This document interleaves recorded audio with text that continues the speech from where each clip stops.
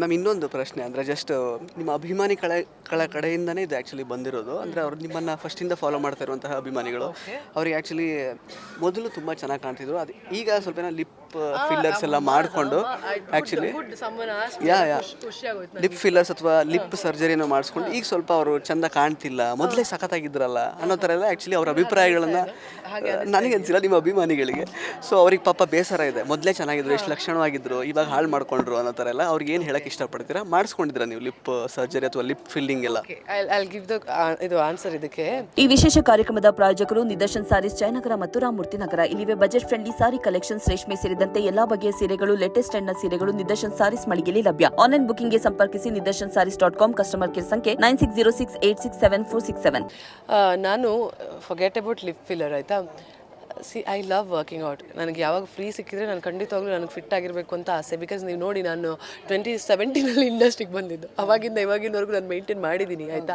ಇವತ್ತಿನವರೆಗೂ ನನಗೆ ಇದೇ ಥರ ಪಾತ್ರಗಳು ಸಿಗ್ತಾ ಇದೆ. ನನ್ನ ಏಜ್ನವ್ರು ಯಾವ ಥರ, ಕೆಲವೊಬ್ಬರು ಬೇರೆ ಥರ ಪಾತ್ರಗಳು ಮಾಡ್ತಿರ್ಬೋದು, ಸೊಸೆ ಮಾಡ್ತಿರ್ಬೋದು, ಅತ್ತೆ ಮಾಡ್ತಿರ್ಬೋದು. But I have maintained myself. Dedication ಇರಲೇಬೇಕು. ನೀವು ಅದನ್ನು ಕ್ಯಾಮ್ರಾ ಮುಂದೆ ಬರ್ಬೇಕಾದ್ರೆ ಅದಕ್ಕೆ ರೆಸ್ಪೆಕ್ಟ್ ಕೊಡಲೇಬೇಕು. ನೀವು ಹೇಗೋ ಇರೋಕ್ಕೂ ಆಗಲ್ಲ ಅಲ್ವಾ.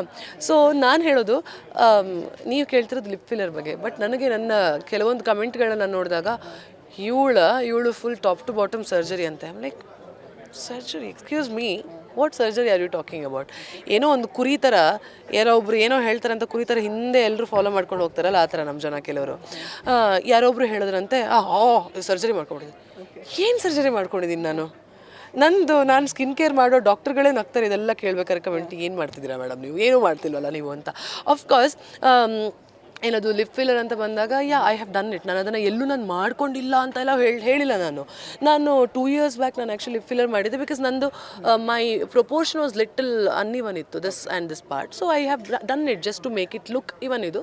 ಸೊ ಕೆಲವ್ರಿಗೆ ಅದು ಇಷ್ಟ ಆಗಿರ್ಬೋದು, ಇಷ್ಟ ಆಗದೆ ಇರ್ಬೋದು. At the end of the day it's your life and your choices. ನಿಮಗೊಂದು ಯಾವ್ದಾದ್ರು ಇವಾಗ ಫಾರ್ ಎಕ್ಸಾಂಪಲ್ ಅದೇ ಕಮೆಂಟ್ ಮಾಡೋರು ಅವ್ರ ಲೈಫಲ್ಲಿ ಏನೋ ಒಂದು ಡಿಸಿಷನ್ ತೊಗೋತಾರೆ, ಅವ್ರಿಗೆ ಇಷ್ಟ ಇದ್ದಿದ್ದು ಅಂತ ಹೇಳೋಣ. ನಾನು ಹೋಗಿ ಕ್ವಶನ್ ಮಾಡೋಕ್ಕಾಗಲ್ಲ, ಯಾಕೆ ಇದನ್ನು ಮಾಡಿದೆ ಅಂತ ಹೇಳಿಬಿಟ್ಟು. ನೀನು ದುಡಿತಾ ಇದೆಯಾ, ನೀನು ಅರ್ನ್ ಮಾಡ್ತಾ ಇದೆಯಾ, ನಿನ್ನ ದುಡ್ಡು, ನಿನ್ನ body. If you want to do, ನಿಂಗೆ ಜಿಮ್ಗೆ ಹೋಗಬೇಕು ಅಂತ, ಫಿಟ್ ಆಗಿರಬೇಕು ಅಂತ ನಿನ್ಗೆ ಇಷ್ಟ ಇದ್ದರೆ ನೀನು ಹೋಗ್ತೀಯಾ, ವರ್ಕೌಟ್ ಮಾಡ್ತೀರಾ.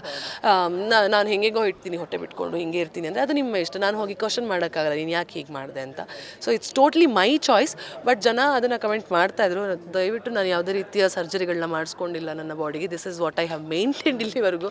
ದಯವಿಟ್ಟು ಆ ಥರ ರೂಮರ್ಸ್ಗಳು ಯಾರೋ ಒಬ್ಬರು ಹೇಳಿದ್ರು ಅಂತ 100 ಜನ ಕುರಿ ಥರ ನೀವು ಅವ್ರ ಹಿಂದೆ ಹೋಗಿ ಕಮೆಂಟ್ ಮಾಡಬೇಡಿ. So lip filler I have done, yes of course. ಇವಾಗ 2 years ಆಯಿತು and it's completely gone, resolve ಆಗಿದೆ. ಸೊ ನೆಕ್ಸ್ಟ್ ನಾನು ಮಾಡಬೇಕಾ ಬಿಡಬೇಕು ಅನ್ನೋದು ಇಟ್ಸ್ ಮೈ ಡಿಸಿಷನ್. ಅಗೇನ್ ಮಾಡಬೇಕು ಅನಿಸಿದ್ರೆ ಮಾಡ್ತೀನಿ, ಇಲ್ಲ ಅಂದರೆ ಬೇಡ ಅಂತ ಅಷ್ಟೆ.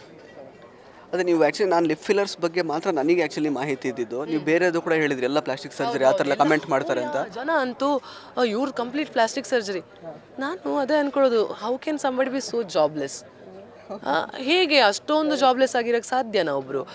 ಪ್ಲಾಸ್ಟಿಕ್ ಸರ್ಜರಿ ಅಂದರೆ ಇವಾಗ ನೀವು ನೋಡ್ತಿರ್ಬೋದು, complete your look has to change.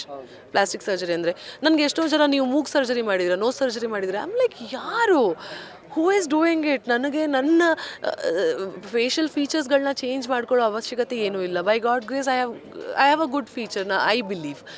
ನನ್ನ ಬಾಡಿಯಲ್ಲಿ ನನಗೆ ಖುಷಿ ಇದೆ. ಸೊ ಅದಕ್ಕೆ ನಾನು ಬೇರೆಯವ್ರಿಗೋಸ್ಕರ ನಾನು ಖುಷಿ ಪಡೋಕ್ಕೋಸ್ಕರ ನಾನೇನು ಮಾಡಬೇಕಾಗಿಲ್ಲ, ಬೇರೆಯವ್ರಿಗೋಸ್ಕರ ಮಾಡ್ತಾ ಇಲ್ಲ. If I really want to do something ಅಂದರೆ ನನಗೋಸ್ಕರ ಮಾಡ್ತೀನಿ. And till today I haven't done anything as such ಅದಕ್ಕೋಸ್ಕರ. Thank you so much Namrata, ಅಂದರೆ ರುಹಾನಿ ಅವರೇ. ಸೊ ನನ್ನ ರೀಸೆಂಟ್ ಟೈಮ್ಸಲ್ಲಿ ತುಂಬ ಸ್ಟ್ರೈಟ್ ಫಾರ್ವರ್ಡ್ ಆಗಿ ಮಾತಾಡಿದಂತಹ ಒಬ್ಬ ಆರ್ಟಿಸ್ಟ್ನ ಯಾರಾದರೂ ಮೀಟ್ ಆಗಿದ್ರೆ ಅದು ನೀವೇ ಅಂತ ಅನಿಸುತ್ತೆ. ಆ್ಯಂಡ್ ಒಳ್ಳೇದಾಗಲಿ ನಿಮ್ಮ ಎಲ್ಲ ಪ್ರಾಜೆಕ್ಟ್ಸಿಗೆ actually firstly. And you wanted to same something. ನೀವು ಹೇಳಿದ ಹಾಗೆ straightforward, that is one more main character ನಂದು. ನಾನು I think on screen, off screen I am very straightforward. ನಾನು ಅದೊಂಥರ ಹೇಗಂದರೆ, ತುಂಬ ಜನಗಳಿಗೆ ಹೇಗಂದರೆ ಅದನ್ನು ಡೈಜೆಸ್ಟ್ ಮಾಡ್ಕೊಳ್ಳೋಕೆ ಒಂದು ಸ್ವಲ್ಪ ಕಷ್ಟ. The people who are really straight forward ಅಂದಾಗ ಅವ್ರನ್ನ ಬೇರೆ ಥರ ಲೇಬಲ್ ಮಾಡಿಬಿಡ್ತಾರೆ. ಓಹ್ ಇವಳು ಹಿಂಗೆ ಹಾಗೆ. ನೋ, ಎಸ್ಪೆಷಲಿ ಮೇಲ್ಸ್ ಹೌದು, ತುಂಬ ಸ್ಟ್ರೈಟ್ ಫಾರ್ವರ್ಡ್ ಅಂದರೆ. ಬಿಕಾಸ್ ನನಗೆ ನಾನು ಯಾವ ಥರ ಅಂದರೆ, ನಾನು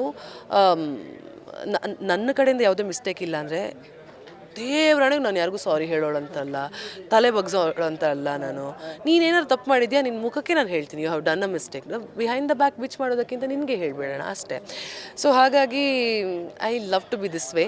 ಸೊ ಕೆಲವ್ರಿಗೆ ಅದು ಇಷ್ಟ ಆಗಲ್ಲ, ಬಟ್ ಏನು ಮಾಡೋದು.